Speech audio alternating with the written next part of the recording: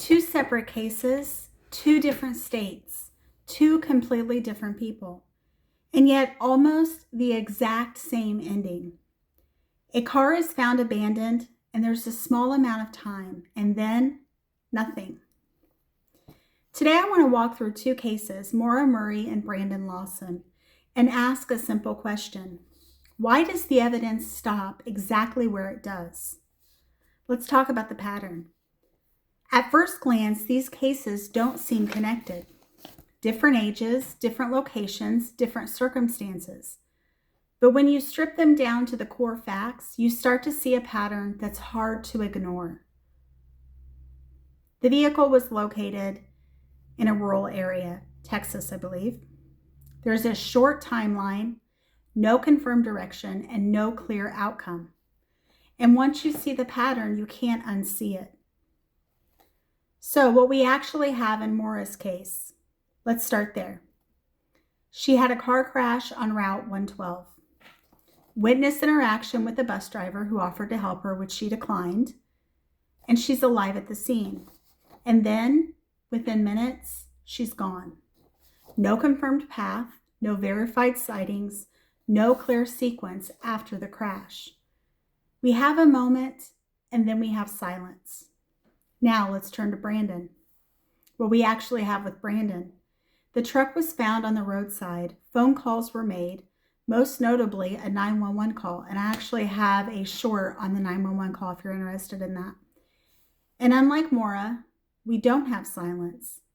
We have a voice that seems confused, that seems like there's some urgent situation that needs to be handled as he's talking to the 911 dispatcher, and fragmented communication. But instead of answering questions, that call creates more questions. Let's talk about the critical difference. In one case, we have no sound at all. We don't even know what Maura's voice sounds like. In the other, we have sound that doesn't make sense. But in both cases, the result is the same. The evidence stops. Let's talk about the forensic problem. This is where cases become incredibly difficult. There's a limited time window, there's darkness, there's a rural terrain, and delayed or complicated searches. Because once someone leaves the immediate scene, every second matters.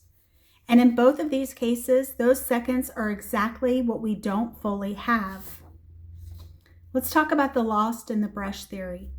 One explanation people often go to is disorientation, panic, or some sort of impaired thinking, maybe from alcohol or another substance, and environmental factors given the rural location of where his car actually was placed or parked. The idea that someone leaves the road, moves into the terrain, and is never found. And on paper, that can make sense. But here's the question that keeps coming up. If that's what happened, why weren't they found? Let's talk about the interruption theory. The other possibility is much harder to prove and also harder to ignore. That something happened in that gap. An encounter, maybe assistance was offered, wrong place, wrong time. Because both cases leave behind a very small, tight window where something or someone could have intervened. What makes these cases so unsettling isn't just that we don't know what happened, it's that the story doesn't continue. We're left with an unresolved case about someone who called 911, tried to get help, tried to get assistance,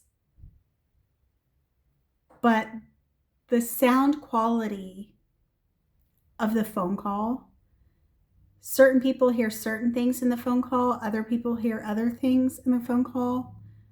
So in light of not wanting to speculate about what I thought I heard in the 911 call, I created what is clearly obvious that the phone call says.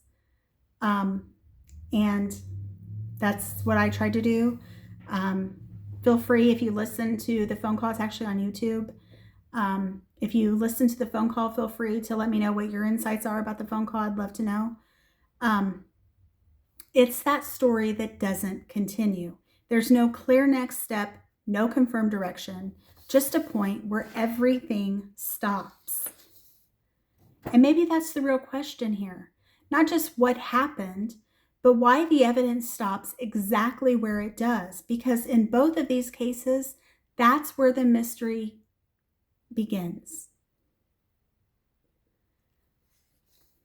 So, thank you for tuning in to Grace and Gavel, where truth meets compassion. And today we did try to show some similarities between Maura Murray and Brandon Lawson, even though they were in different states, New Hampshire versus Texas. But I hope that you enjoyed this video. And if you do and felt that you got some value, feel free to like and subscribe. I'd greatly appreciate it.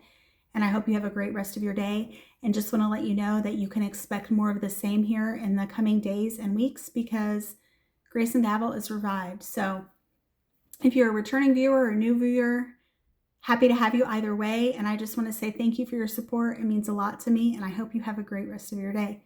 Bye-bye.